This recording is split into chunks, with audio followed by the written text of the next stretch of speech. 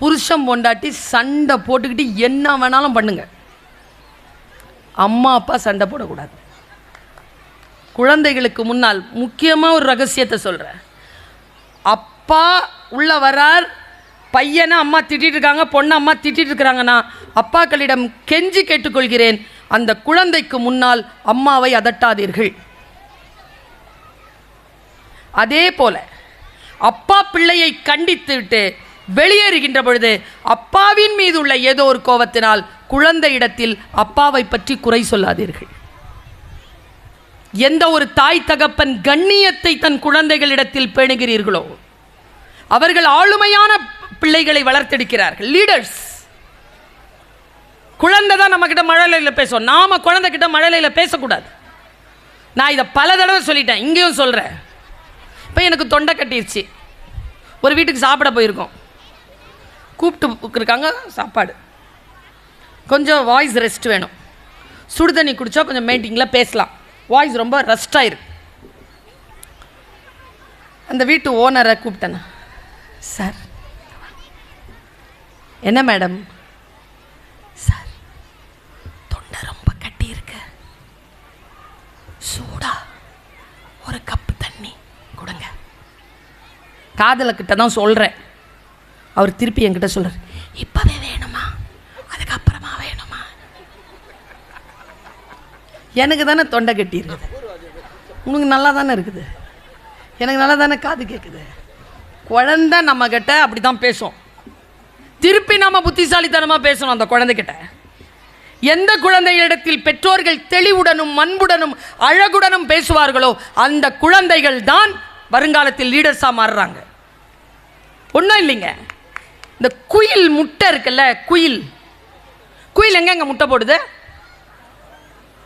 எங்க முட்டை போடுது? காக்காவுடைய கூட்டில் தானே. உங்களுக்கு சயின்ஸ் தெரிஞ்சிருக்கும், நினைவுபடுத்துகிற.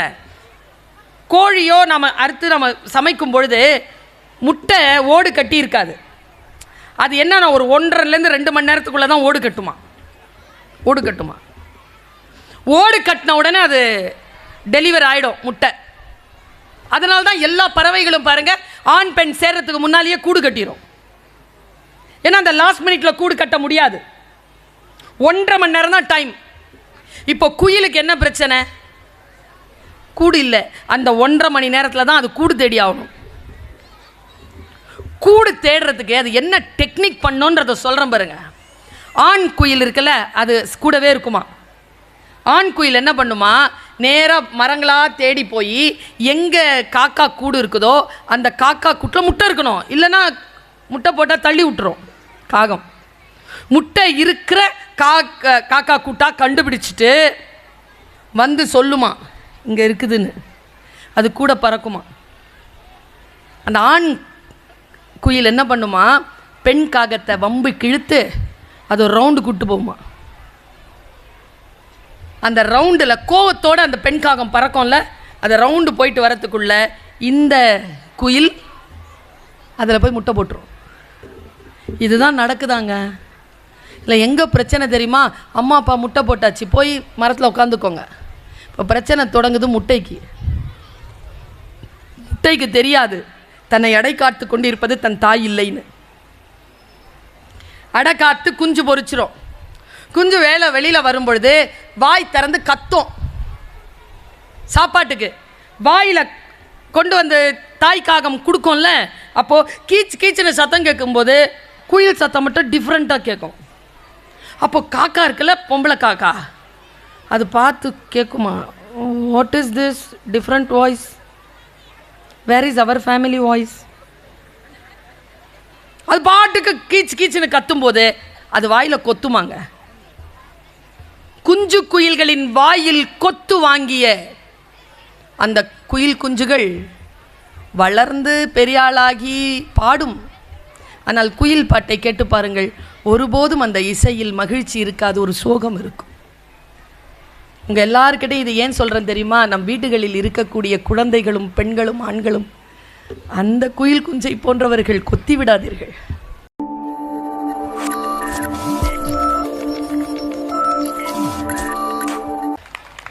அதுக்கு பேர் தான் ரிஃபார்மேஷன், அதுக்கு பேர் தான் டிரான்ஸ்ஃபார்மேஷன். நம் குழந்தை 5 பேருங்க. நாங்கள் எனக்கு ஒரு அண்ணா, ஒரு அக்கா, ஒரு தம்பி, ஒரு தங்கச்சி. நாங்கள் எல்லாம் தூங்கிட்டு இருப்போம். அம்மா மட்டும் என்னை வந்து எழுப்பி உட்கார வச்சு தேன் கிண்ண பாட்டை கேட்க வைப்பாங்க. என்ன பார்த்துருக்கு எங்கள் அம்மா என்கிட்ட? எங்கள் அம்மா சொன்ன பாட்டு தான் அது. மாபெரும் சபைதனில் நீ நடந்தால் உனக்கு மாலைகள் விழ வேண்டும், ஒரு மாற்று குறையாத மன்னவன் இவன் என்று போற்றி புகழ வேண்டும்.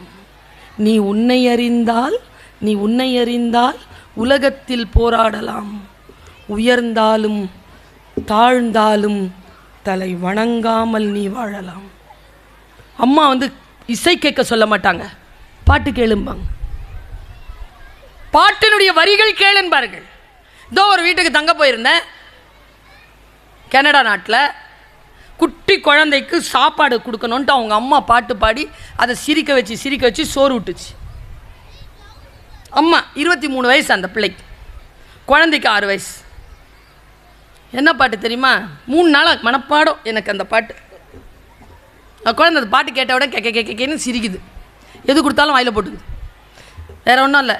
காற்று மேலே, காற்று கீழே, காற்று ரைட்டில், காற்று சைடில், காற்று மேலே காற்று அடிக்குது, காற்று கொஞ்சம். நான் வீட்டை விட்டு வெளில வரும்போது சொல்லிட்டு வந்தேன், இந்த பாருடா உன் பிள்ளை வளர்ந்ததுக்கு அப்புறமா ரசனை கெட்டு போச்சு, குத்துப்பாட்டு தான் கேட்குது, கையில் டேட்டு போட்டுக்குதுலாம் சொல்லி குறை சொல்லாத. ஏன்னா அந்த ரசனையை தொடங்கி வச்சது நீ.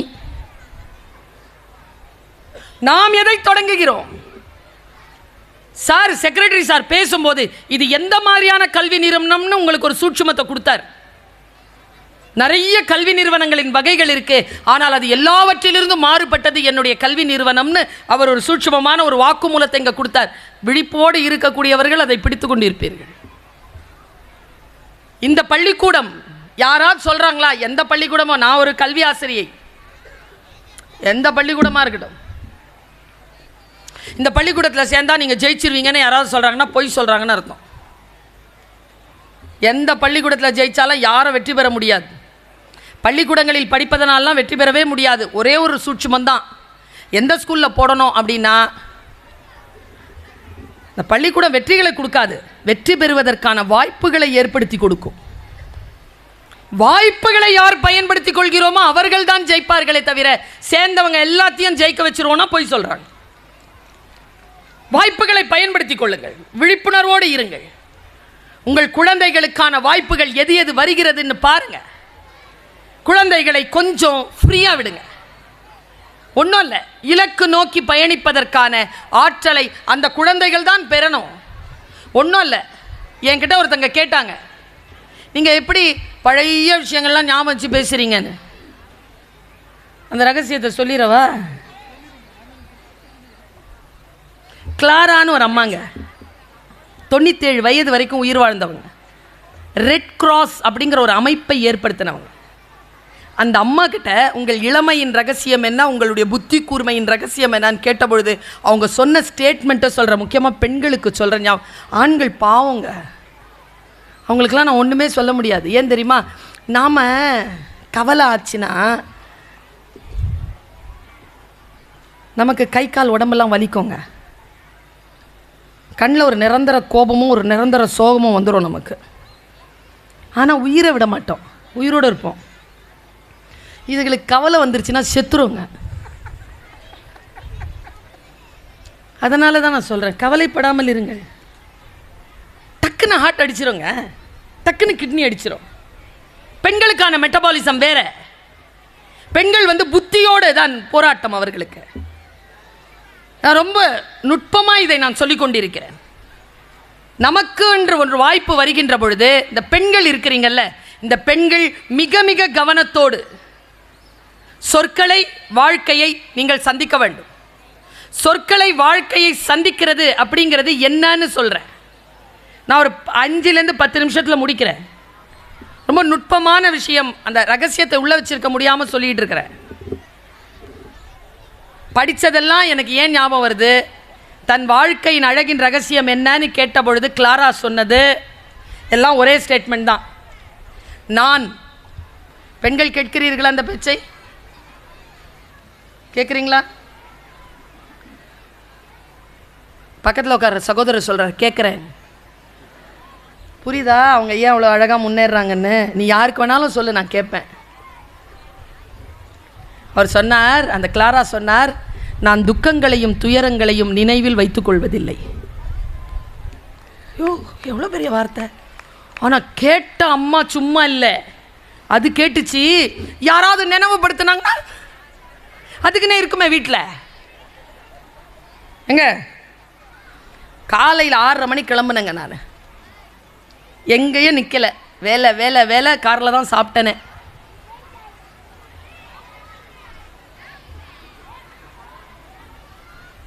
இப்படி தான் காலேஜுக்கும் போவேன். நான் காலேஜில் நான் கிளாஸ் எடுக்கிறது இந்த ட்ரெஸ்ஸில் தான். காலையில் 6:30 மணி நான் எழுந்திரிச்சு போய் 7:30 மணிக்கு சைன் பண்ணணும், ஃப்ரெஷ்ஷாக போவோம்ல. அப்போ கேட்பாங்க எங்கள் டிபார்ட்மெண்ட்டில் ஒரு டீச்சர், இப்போ அவங்க ரிட்டையர் ஆகிட்டாங்க. ஃப்ரெஷ்ஷாக உள்ளே போவேங்க. என்ன பர்வீன் ஒரு மாதிரியாக இருக்கிறீங்க சார்? நிறைய சந்திச்சிருப்பீங்க. நம்மளை சந்தோஷமாக வச்சுருக்க கூடாதுங்கிறதுல கவனமாக இருந்து ஒரு வார்த்தை அப்படி போடுவாங்க. லூஸு மாதிரி பெராண்டிக்கிட்டு சுற்றுவோம் நாம் அந்த ஒரு சொல்லல. அவங்களுக்கெல்லாம் சொல்கிறேன், அவர் தந்த பதில் என்ன தெரியுமா? யாரேனும் என் துக்கங்களையும் துயரங்களையும் நினைவுபடுத்தினால் நான் அதை மறந்து போனதை நினைத்துக் கொள்கிறேன். மறந்துருங்க. பல நேரங்களில் நம் வாழ்க்கையை ஆபாசப்படுத்தி வைத்திருப்பது நம்முடைய கடந்த கால வலிகளின் சிந்தனைகள் தான். What next? அடுத்தது என்ன? அடுத்ததை நான் எப்படி செவைப்படுத்திக் கொள்ள வேண்டும்? அதனால் பழையதை காயங்களாக வைத்திருக்காமல் அடுத்து ப்ராக்ரஸ்க்காக என்ன செய்யறதுங்கிறத யோசிக்கிறது இருக்குல்ல. அந்த பெற்றோர்கள் இங்கே யாரும் சொன்னாங்கங்க, அனௌன்ஸ்மெண்ட் பண்ணவங்க சொன்னாங்களான்னு தெரியல. உட்கார்ந்துருக்கும் போது எனக்கு காதில் கேட்டுச்சு, அம்மா அப்பா குழந்தைகளுக்கு தர்ற 3 முக்கியமான விஷயங்களை சொல்லிட்டு போகிறேன், நோட் பண்ணி வச்சுக்கோங்க. உங்கள் குழந்தைக்கு நீங்கள் தருகின்ற மிக முக்கியமான பரிசு பொருள் நீங்கள் உயிரோடு இருப்பது தான். நம்பர் 1. நம்பர் 2, மிக முக்கியமான விஷயம் சொல்ல போகிறேன், அம்மாவும் அப்பாவும் சேர்ந்து இருப்பது தான். 3, குழந்தைகளின் தலையை கடனை ஏற்றாமல் இருப்பது தான். இந்த 3 செஞ்சிட்டிங்கன்னு வச்சுக்கோங்க, சூப்பர் புள்ள உங்கள் வீட்டில் வளருதுன்னு அர்த்தம். புருஷன் பொண்டாட்டி சண்டை போட்டுக்கிட்டு என்ன வேணாலும் பண்ணுங்க, அம்மா அப்பா சண்டை போடக்கூடாது. குழந்தைகளுக்கு முன்னால் முக்கியமாக ஒரு ரகசியத்தை சொல்கிறேன். அப்பா உள்ள வரார், பையனை அம்மா திட்டிகிட்டு இருக்காங்க, பொண்ணை அம்மா திட்டிகிட்டு இருக்கிறாங்கன்னா அப்பாக்களிடம் கெஞ்சி கேட்டுக்கொள்கிறேன், அந்த குழந்தைக்கு முன்னால் அம்மாவை அதட்டாதீர்கள். அதே போல அப்பா பிள்ளையை கண்டித்து விட்டு வெளியேறுகின்ற பொழுது அப்பாவின் மீது உள்ள ஏதோ ஒரு கோபத்தினால் குழந்தையிடத்தில் அப்பாவை பற்றி குறை சொல்லாதீர்கள். எந்த ஒரு தாய் தகப்பன் கண்ணியத்தை தன் குழந்தைகளிடத்தில் பேணுகிறீர்களோ அவர்கள் ஆளுமையான பிள்ளைகளை வளர்த்தெடுக்கிறார்கள், லீடர்ஸ். குழந்தை தான் நம்ம கிட்ட மழலையில் பேசுவோம், நாம குழந்தை கிட்ட மழலையில் பேசக்கூடாது. நான் இதை பல தடவை சொல்லிட்டேன், இங்கேயும் சொல்கிறேன். இப்போ எனக்கு தொண்டை கட்டிருச்சு, ஒரு வீட்டுக்கு சாப்பிட போயிருக்கோம், கூப்பிட்டு இருக்காங்க சாப்பாடு, கொஞ்சம் வாய்ஸ் ரெஸ்ட் வேணும், சுடு தண்ணி குடித்தா கொஞ்சம் மீட்டிங்கில் பேசலாம், வாய்ஸ் ரொம்ப ரெஸ்ட் ஆயிருக்கு. அந்த வீட்டு ஓனரை கூப்பிட்டேன், சார். என்ன மேடம்? சார் தொண்டை ரொம்ப கட்டி இருக்கு, சூடா ஒரு கப்பு தண்ணி கொடுங்க. காதல கிட்ட தான் சொல்கிறேன். அவர் திருப்பி என்கிட்ட சொல்கிறார், இப்போவே வேணுமா அதுக்கப்புறமா வேணுமா? எனக்கு தானே தொண்டை கட்டி இருக்குது, உங்களுக்கு நல்லா தானே இருக்குது, எனக்கு நல்லா தானே காது கேட்குது. குழந்தை நம்மக்கிட்ட அப்படி தான் பேசும், திருப்பி நம்ம புத்திசாலித்தனமாக பேசணும் அந்த குழந்தைகிட்ட. எந்த குழந்தைகளிடத்தில் பெற்றோர்கள் தெளிவுடனும் அன்புடனும் அழகுடனும் பேசுவார்களோ அந்த குழந்தைகள் தான் வருங்காலத்தில் லீடர்ஸாக மாறுறாங்க. ஒன்றும் இல்லைங்க, இந்த குயில் முட்டை இருக்குல்ல, குயில் எங்க முட்டை போடுது? எங்க முட்டை போடுது? காக்காவுடைய கூட்டில் தானே. உங்களுக்கு சயின்ஸ் தெரிஞ்சிருக்கும், நினைவுபடுத்துகிற. கோழியோ நம்ம அறுத்து நம்ம சமைக்கும் பொழுது முட்டை ஓடு கட்டி இருக்காது. அது என்னன்னா ஒரு 1.5 to 2 மணி நேரத்துக்குள்ளே தான் ஓடு கட்டுமா. ஓடு கட்டின உடனே அது டெலிவரி ஆகிடும் முட்டை. அதனால தான் எல்லா பறவைகளும் பாருங்கள் ஆண் பெண் சேர்றதுக்கு முன்னாலேயே கூடு கட்டிடும். ஏன்னா அந்த லாஸ்ட் மினிட்ல கூடு கட்ட முடியாது. 1.5 மணி நேரம் தான் டைம். இப்போ குயிலுக்கு என்ன பிரச்சனை? கூடு இல்லை. அந்த 1.5 மணி நேரத்தில் தான் அது கூடு தேடி ஆகணும். கூடு தேடுறதுக்கு அது என்ன டெக்னிக் பண்ணோன்றதை சொல்கிறேன் பாருங்க. ஆண் குயில் இருக்குல்ல, அது கூடவே இருக்குமா. ஆண் குயில் என்ன பண்ணுமா, நேராக மரங்களாக தேடி போய் எங்கே காக்கா கூடு இருக்குதோ அந்த காக்கா கூட்டில் முட்டை இருக்கணும். இல்லைன்னா முட்டை போட்டால் தள்ளி விட்டுரும் காகம். முட்டை இருக்கிற காக்கா கூட்டாக கண்டுபிடிச்சிட்டு வந்து சொல்லுமா இங்கே இருக்குதுன்னு. அது கூட பறக்குமா. அந்த ஆண் குயில் என்ன பண்ணுமா, பெண் காகத்தை வம்பு கிழுத்து அது ஒரு ரவுண்டு கூட்டு போகுமா. அந்த ரவுண்டில் கோவத்தோடு அந்த பெண் காகம் பறக்கும்ல, அந்த ரவுண்டு போயிட்டு வரத்துக்குள்ள இந்த குயில் அதில் போய் முட்டை போட்டுரும். இதுதான் நடக்குதாங்க. இல்லை எங்கே பிரச்சனை தெரியுமா? அம்மா அப்பா முட்டை போட்டாச்சு, போய் மரத்தில் உட்காந்துக்கோங்க. இப்போ பிரச்சனை தொடங்குது முட்டைக்கு.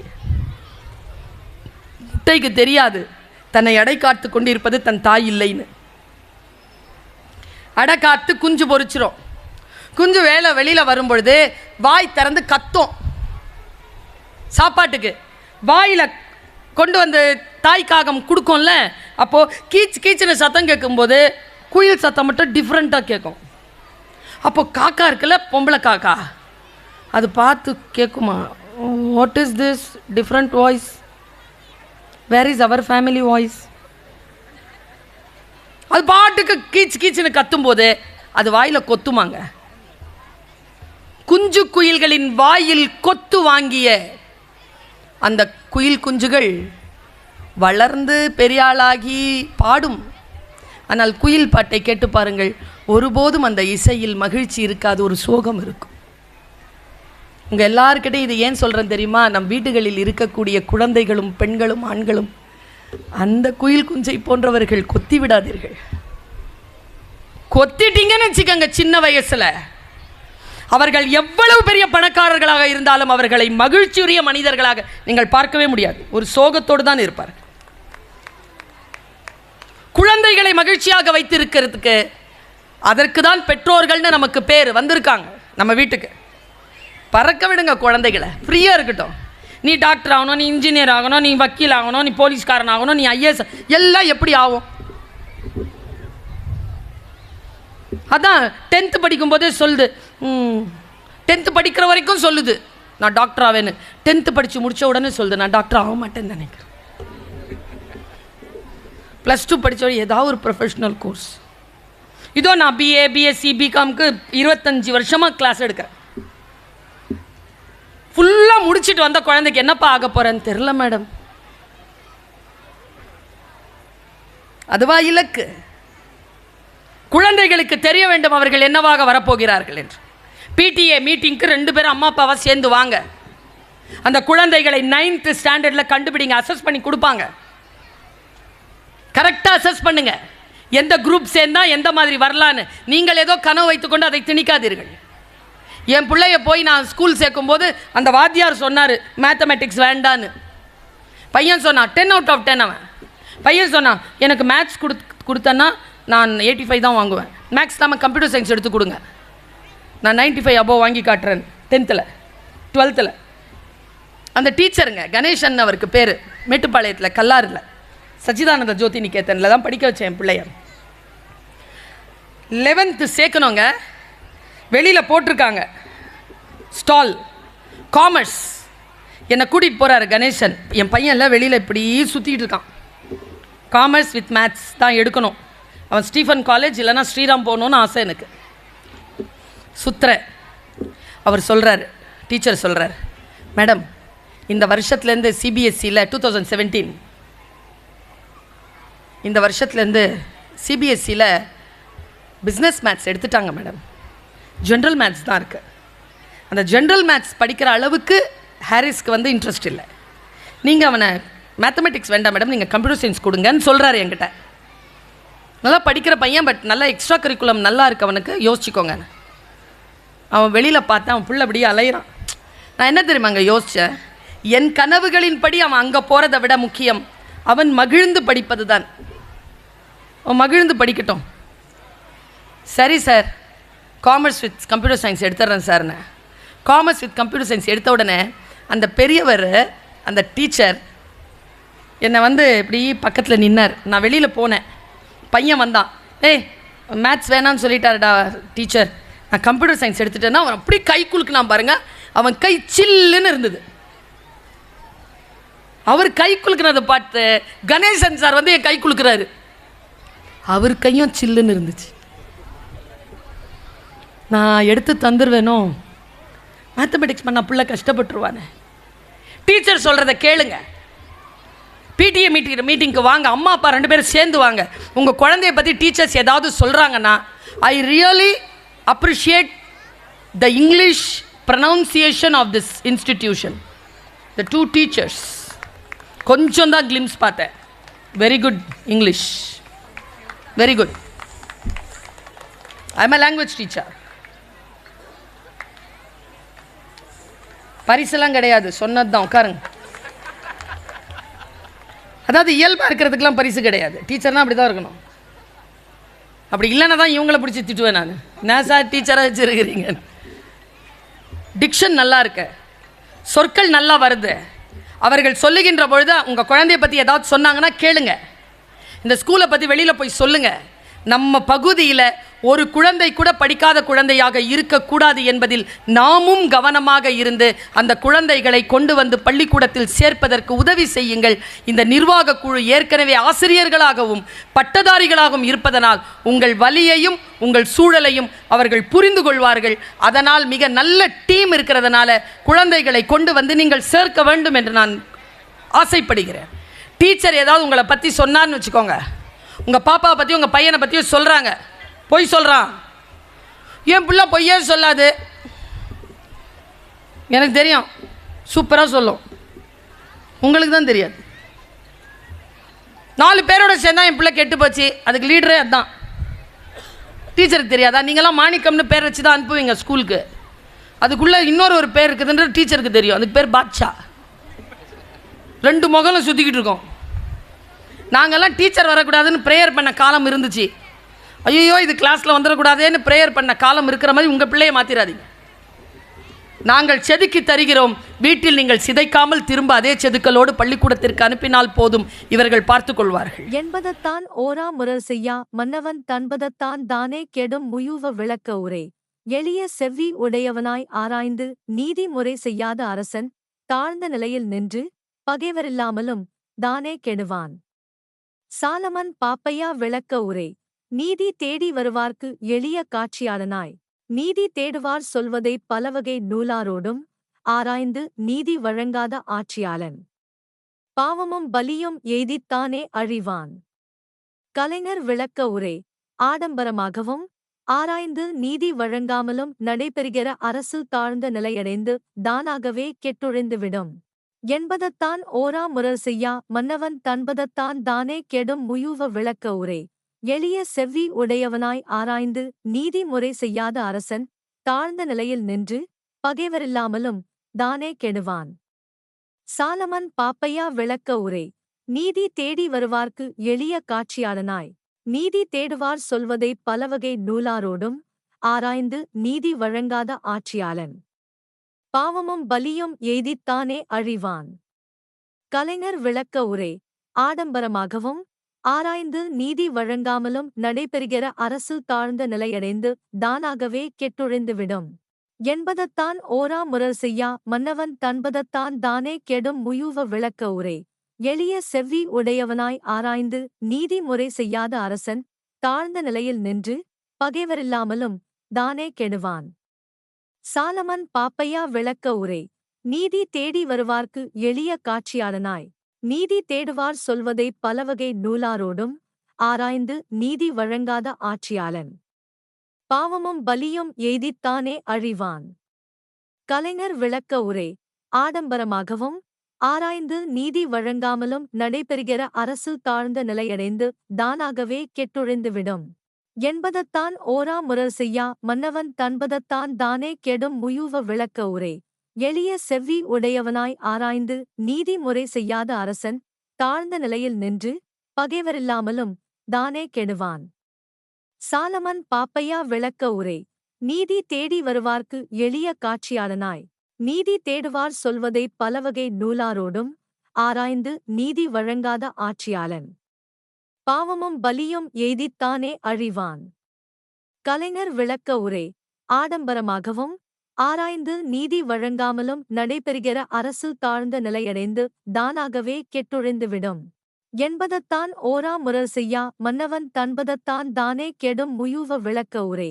எளிய செவ்வி உடையவனாய் ஆராய்ந்து நீதி முறை செய்யாத அரசன் தாழ்ந்த நிலையில் நின்று பகைவரில்லாமலும் தானே கெடுவான்.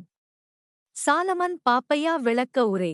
நீதி தேடி வருவார்க்கு எளிய காட்சியாளனாய் நீதி தேடுவார் சொல்வதை பலவகை நூலாரோடும் ஆராய்ந்து நீதி வழங்காத ஆட்சியாளன் பாவமும் பலியும் எய்தித்தானே அழிவான். கலைஞர் விளக்க உரை.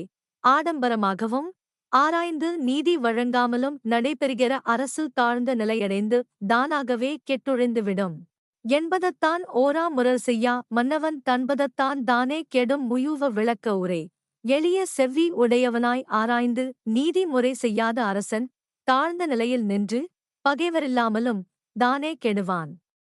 சாலமன் பாப்பையா விளக்க உரை. நீதி தேடி வருவார்க்கு எளிய காட்சியாளனாய் நீதி தேடுவார் சொல்வதை பலவகை நூலாரோடும் ஆராய்ந்து நீதி வழங்காத ஆட்சியாளன் பாவமும் பலியும் எய்தித்தானே அழிவான். கலைஞர் விளக்க உரை. ஆடம்பரமாகவும் ஆராய்ந்து நீதி வழங்காமலும் நடைபெறுகிற அரசு தாழ்ந்த நிலையடைந்து தானாகவே கெட்டொழிந்துவிடும் என்பதத்தான் ஓரா முரல் செய்யா மன்னவன் தன்பதத்தான் தானே கெடும் முயூவ விளக்க உரை. எளிய செவ்வி உடையவனாய் ஆராய்ந்து நீதி முறை செய்யாத அரசன் தாழ்ந்த நிலையில் நின்று பகைவரில்லாமலும் தானே கெடுவான். சாலமன் பாப்பையா விளக்க உரை. நீதி தேடி வருவார்க்கு எளிய காட்சியாளனாய் நீதி தேடுவார் சொல்வதை பலவகை நூலாரோடும் ஆராய்ந்து நீதி வழங்காத ஆட்சியாளன் பாவமும் பலியும் எய்தித்தானே அழிவான். கலைஞர் விளக்க உரை. ஆடம்பரமாகவும் ஆராய்ந்து நீதி வழங்காமலும் நடைபெறுகிற அரசு தாழ்ந்த நிலையடைந்து தானாகவே கெட்டொழிந்துவிடும் என்பதத்தான் ஓரா முரல் செய்யா மன்னவன் தன்பதத்தான் தானே கெடும் முயூவ விளக்க உரை. எளிய செவ்வி உடையவனாய் ஆராய்ந்து நீதி முறை செய்யாத அரசன் தாழ்ந்த நிலையில் நின்று பகைவரில்லாமலும் தானே கெடுவான். சாலமன் பாப்பையா விளக்க உரை. நீதி தேடி வருவார்க்கு எளிய காட்சியாளனாய் நீதி தேடுவார் சொல்வதை பலவகை நூலாரோடும் ஆராய்ந்து நீதி வழங்காத ஆட்சியாளன் பாவமும் பலியும் எய்தித்தானே அழிவான். கலைஞர் விளக்க உரை. ஆடம்பரமாகவும் ஆராய்ந்து நீதி வழங்காமலும் நடைபெறுகிற அரசு தாழ்ந்த நிலையடைந்து தானாகவே கெட்டொழிந்துவிடும் என்பதத்தான் ஓரா முரல் செய்யா மன்னவன் தன்பதத்தான் தானே கெடும் முயூவ விளக்க உரை. எளிய செவ்வி உடையவனாய் ஆராய்ந்து நீதி முறை செய்யாத அரசன் தாழ்ந்த நிலையில் நின்று பகைவரில்லாமலும் தானே கெடுவான். சாலமன் பாப்பையா விளக்க உரை.